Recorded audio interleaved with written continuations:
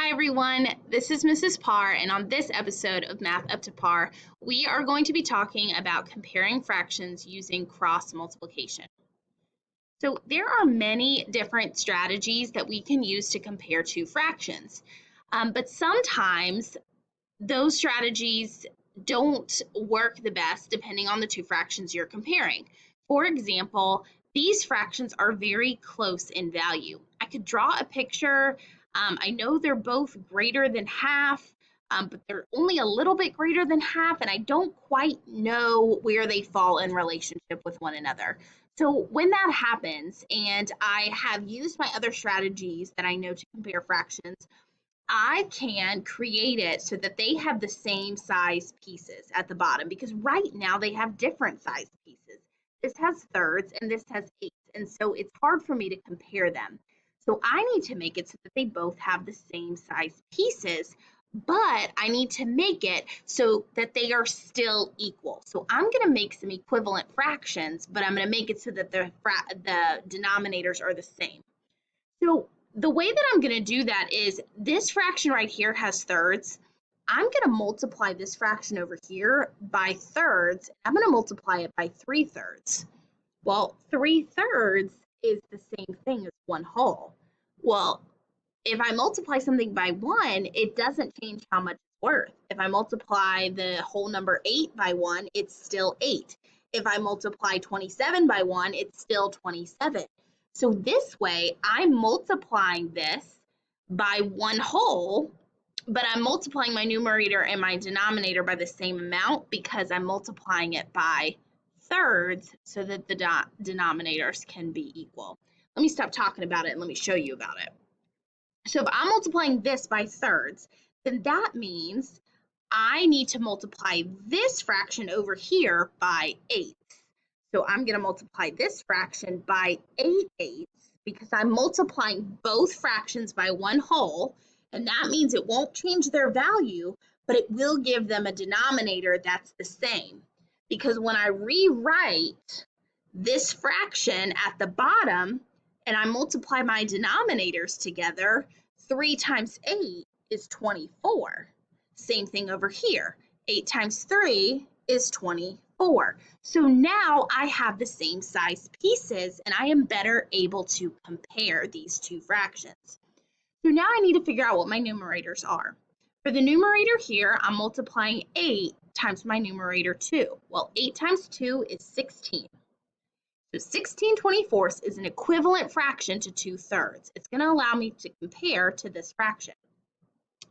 5 times 3 is 15, okay?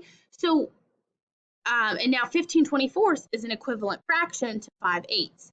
Now I can see these two fractions. They have the same size pieces, and this fraction, 16 of them we're counting, and this fraction we're counting 15 of them. That means 16/24 is greater than 15/24, which means 2/3 is the greater fraction. So that is how I would write it.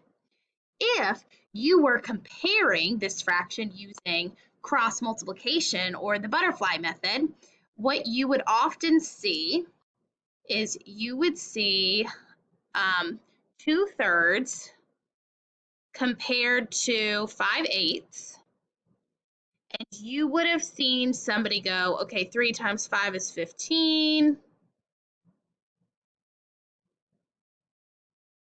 and 8 times 2 is 16.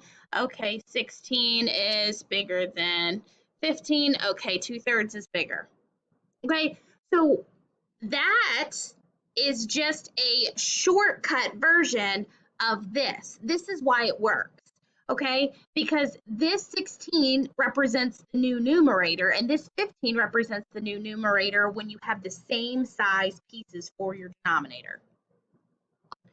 So let's look at this one, okay? Both of these fractions, I know they're greater than half. I know they're 1 away from their numerator. I think 7/8 is bigger, but I don't know for sure. So I'm going to use cross multiplication to check, okay? So I'm going to multiply both fractions by 1/2 with the denominator that's in the other fraction. And by doing that, I'm going to create equivalent fractions, but they will have the same size pieces for their denominators. In this case, 5 times 8, or 8 times 5, is 40. So my new denominator will be 40. Now I need to determine the numerators. I have 4 times 8. 4 times 8 is 32, and 7 times 5 is 35. So once again, they're very close to each other, but we have the same size pieces, and we know that 35 out of 40 pieces is greater than 32 out of 40 pieces, meaning that this fraction is bigger, meaning that up here, 7/8 is greater than 4/5, okay? The shortcut version to that would look like this. 8 times 4 is 32, which was right here, and 5 times 7 is 35, and that was down here. Okay, so this matches this matches this, okay?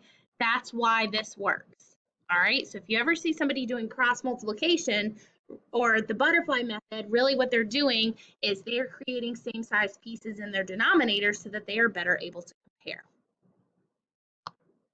All right, these fractions are close, okay? We have 6/11ths and we have 5/12ths. So I'm gonna go ahead and in this problem, I actually wouldn't need to use cross multiplication because half of 12 is 6. So I know that this is smaller than half, okay? But 11, if I took 11 is not an even number, but I would take 5 and a half, so 6 plus 6 is 12. So this is a little bit over half. So this is less than half, this is more than half. So I already know that 6/11ths is greater than 5/12ths because I'm using my strategy of benchmark fractions to figure that out. But to double check my work, I'm going to go ahead and use the strategy cross multiplication. So I'm going to multiply this by 12/12ths. So we're going to get some big numbers right here. I'm going to multiply this by 11/11ths. And what I'm going to find is that 11 times 12 is 132. So it's a really big number. Okay, 130 seconds. Can you imagine drawing that size of pieces? Wouldn't work too well. So then my numerator up here, I have 11 times 5 is 55. And over here, I have 6 times 12, which is 72. And I can see that, yes, in fact, 72 out of 132 pieces is greater than 55 out of 132 pieces. But I already knew that because I used my other strategy. So when you're able to use your other strategies for comparing fractions, please use them. But cross multiplication, finding equal denominators, can be a strategy that you use to double check your work, or in scenarios where the fractions can be really close together and you don't necessarily know for sure which one is larger.